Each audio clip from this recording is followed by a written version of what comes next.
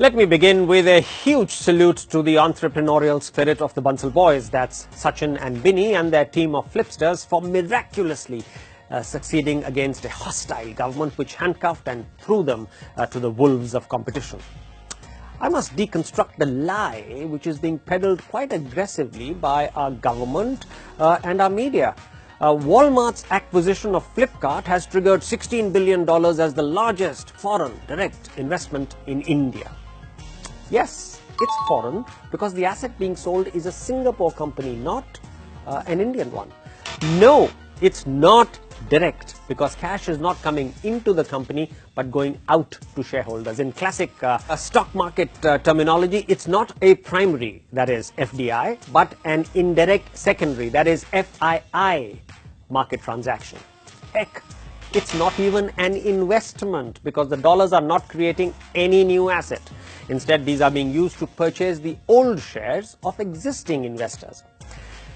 And now to the biggest untruth, that all of this moolah is coming in India. No, sir. Close to $14 billion out of the $16 billion could be flowing out to Japan, America, China, and South Africa. Only a measly couple of $1 billion could be working their way back into India. And yet, we are the fools who are dancing. The brutally honest headline should be, India impoverished as Flipkart, the e-commerce Kohinoor from the digital colony, is sold. Cash salted away in foreign investment empires. Unfortunately, Flipkart was born with the original sin. In October 2007, two bright-eyed young IITians launched Flipkart, a simple website then of book titles, and started delivering to buyers, going door-to-door on two-wheelers. They shipped only 20 orders in their first year. Before long, private equity knocked with tens of millions of dollars in investment. But there was a problem. India had banned foreign direct investment, FDI, in online retail. It was a foolish, outdated policy, but it was the damn law.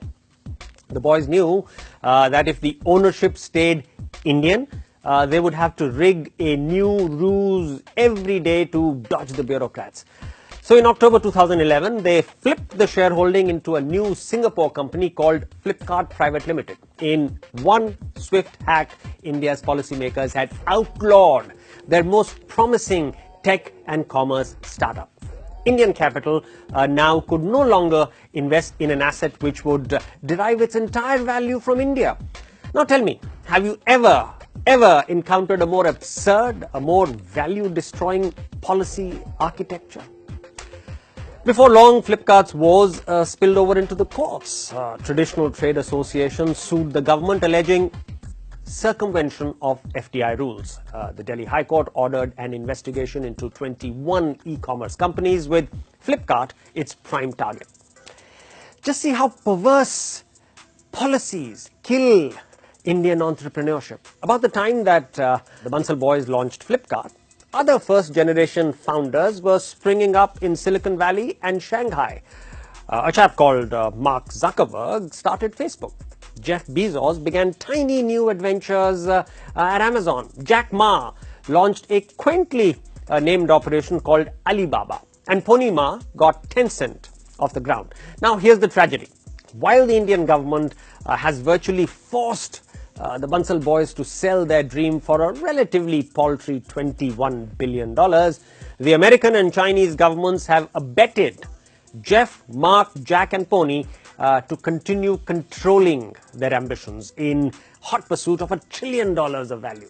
Now, 21 billion may sound like a lot of cash to idea-starved, small-thinking Indians, but frankly, it is trivial for global capital. As Indians, we are just often happy with what we've achieved. We never get exercised about what we could have done. Imagine if our policymakers had taken a very different track, allowed them to have special controlling rights, votes on their equity holdings, allowed them to list on NASDAQ without insisting on an Indian IPO, not outlawed them from India, forcing them to migrate to Singapore, not threatened them with criminal prosecution for doing a terrific job, created a globally benchmarked architecture of e-commerce in India. And now, if all of this had been done, Flipkart's founders would today have been in substantial control of their brave enterprise. Their eyes would be fastened on creating a $500 billion company, not a $21 billion sellout, a $500 billion company by 2025. And their names may have been taken in the same breath as Jeff, Mark, Jack and Pony. Alas, it was not to be. Shame on you, Government of India, both UPA and NDA.